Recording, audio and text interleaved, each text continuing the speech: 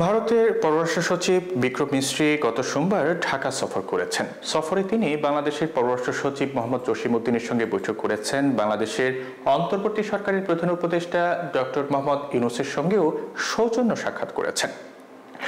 বিক্রম মিস্রি এছাড়া তিনি বাংলাদেশের পররাষ্ট্র উপদেষ্টা তৌহিদ হোসেনের সঙ্গেও বৈঠক করেন।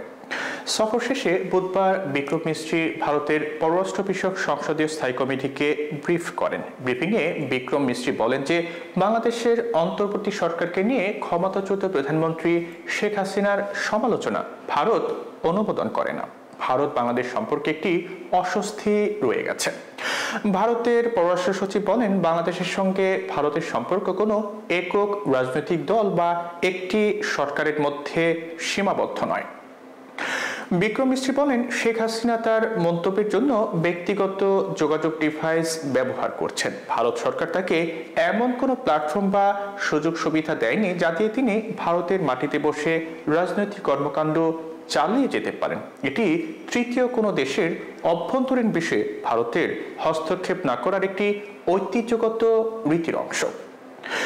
বিক্রম মিস্রির বক্তব্য বাংলাদেশের বর্তমান রাজনৈতিক প্রেক্ষাপটে অত্যন্ত তাৎপর্যপূর্ণ। এটি বিশেষভাবে উল্লেখযোগ্য কারণ ক্ষমতাচ্যুত প্রধানমন্ত্রী শেখ হাসিনা ডক্টর ইউনূসের নেতৃত্বাধীন অন্তর্বর্তী সরকারের সমালোচনা করে ধারাবাহিকভাবে ভিডিও বার্তা দিয়ে যাচ্ছেন।